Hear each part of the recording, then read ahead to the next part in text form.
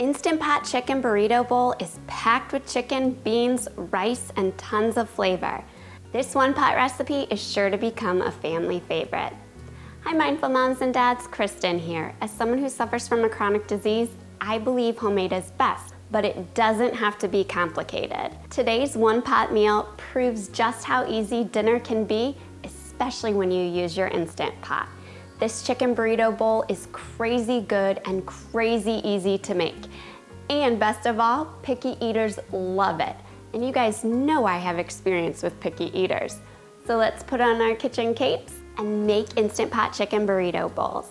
The first thing we want to do is turn our Instant Pot to saute and add in about a half a tablespoon of olive oil and let that heat. While the oil is heating, I'm going to cube up about 1 pound of boneless, skinless chicken breasts. You can certainly use chicken thighs, or you could use a pound of ground beef if you like, or omit the meat altogether for a vegetarian burrito bowl. Now that the oil is heated and my meat is cubed, I'm gonna add in the chicken, and I'm gonna season with just a bit of salt and pepper.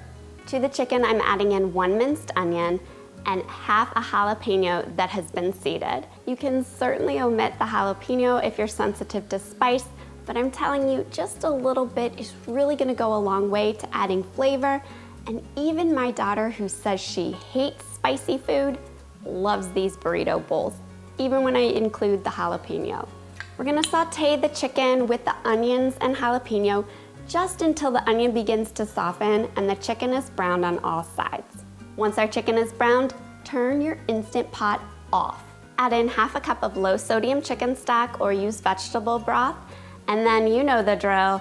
We've got to scrape up any brown bits that formed on the bottom of our inner pot to prevent that burn notice from happening.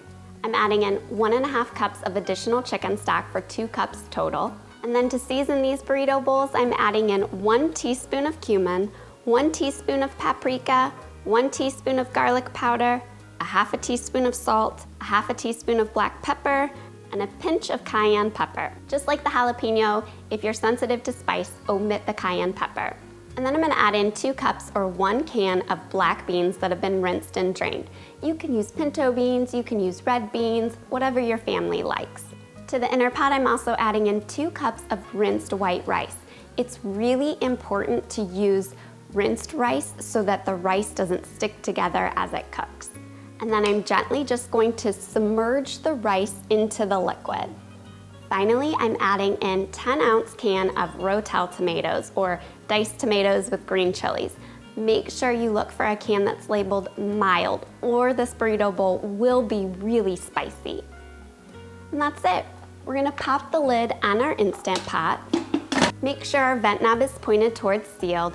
Now to set cook time, we're gonna set for 3 minutes on high pressure. That'll give the chicken enough time to cook through and the white rice will cook up perfectly.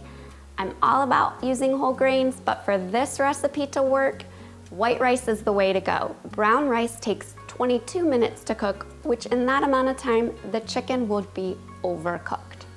Once the cook time has elapsed, let pressure release naturally.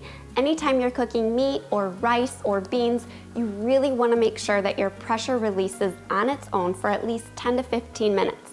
That way you're not left with tough meat or mushy rice or hot liquid spewing all over your kitchen. But once that pressure's been released, open up the Instant Pot.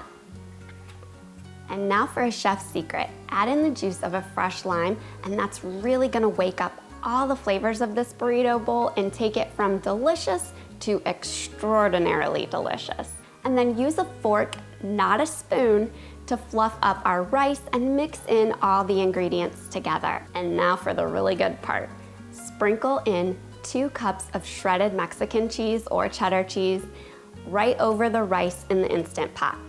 Pop the lid back on and let that sit for just 3 to 4 minutes, just until the cheese melts. Then it's time to serve dinner.